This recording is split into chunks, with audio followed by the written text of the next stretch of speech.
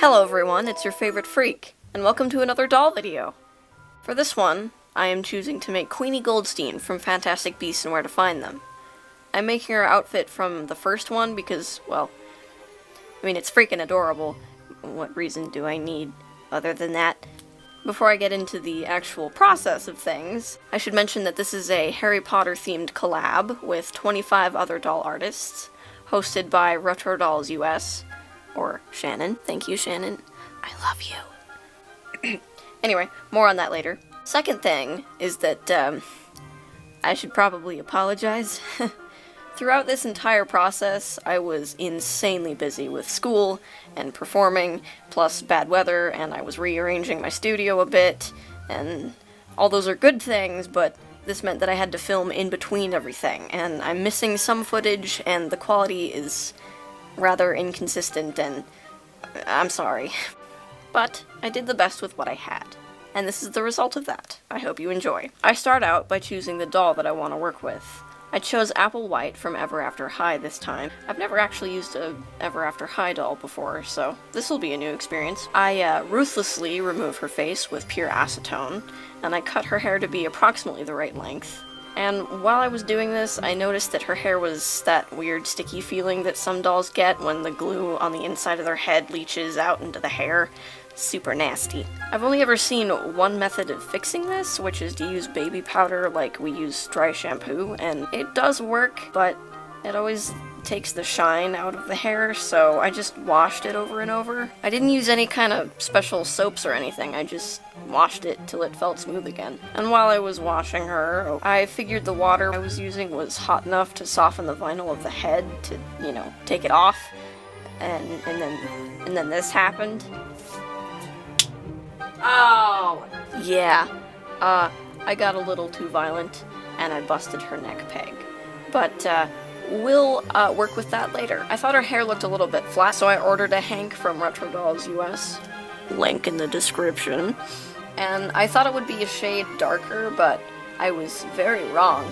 So I dyed it a sort of strawberry blonde color, and rooted it a little bit sparsely around the entire outline of the crown, and then a little bit in the part just to give it that natural highlighted look, I guess. I curled it around straws and pinned it, and then later I dipped it into boiling water so that it would fix the curls into place. Remember when I broke her neck? Yeah. I tried fixing it back together by dipping it into boiling hot water and directly into cold. That held for a little while, but in the end, I just drilled a hole in her neck, put the wire through, then glued it, and boom! You got a really makeshift neck peg. Now for one of my favorite parts, the blushing. I start by sanding down all the plastic seams just to make her look, you know, less plastic. I always use soft pastels for all of my blushing. I go over all of her joints, hands, and feet. Then, I start on her face. I give depth to the eyelids, and add the borders of her eyes with some Prismacolor watercolor pencils, and then add the shapes of her iris with a blue-gray color. Then I just darken up the values with layers and layers of sealant.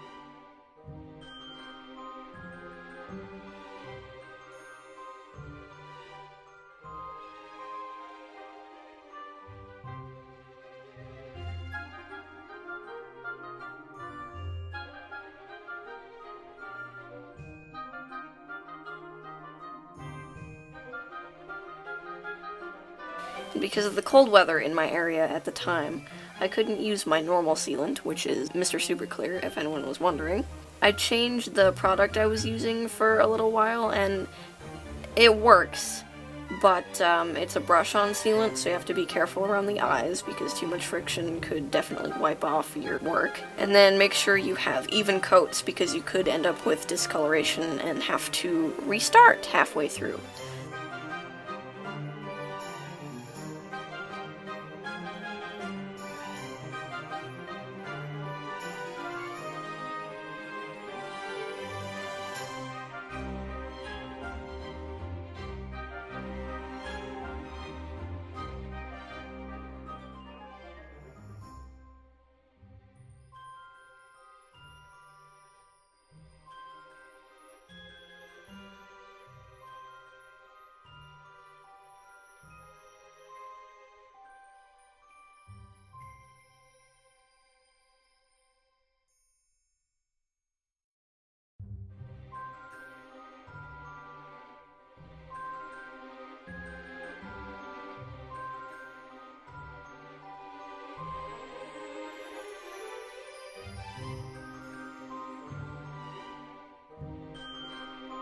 I finish her face up with catch lights and gloss varnish on the eyes and lips. I love this part. It always makes them look so alive. Remember this mess?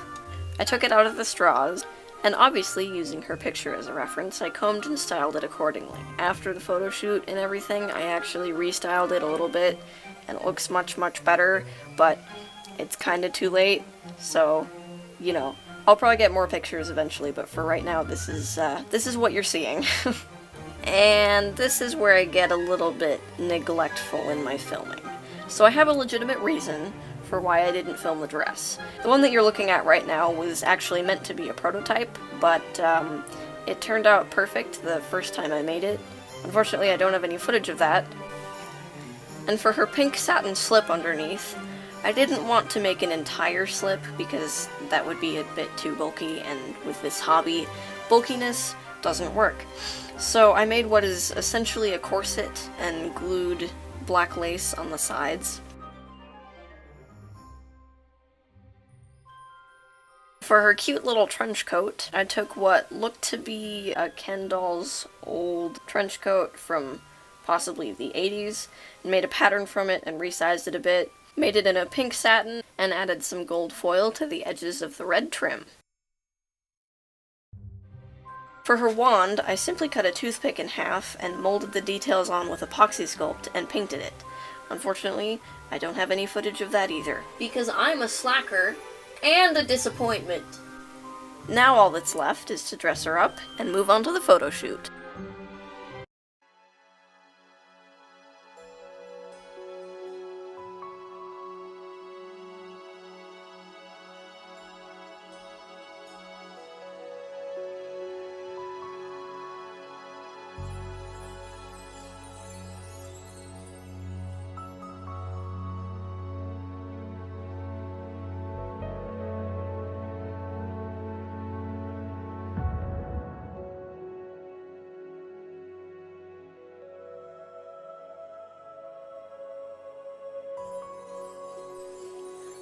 I would also like to show off the doll that my mom made.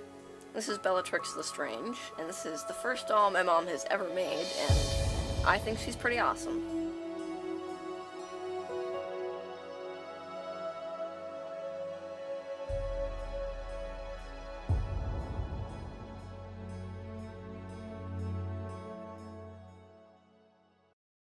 Now to feature all my collab members. Unfortunately, not everyone was done with their dolls by the time I started editing this, but I will still list everyone's names, and there will be, of course, links to everyone's Instagrams and social medias in the description.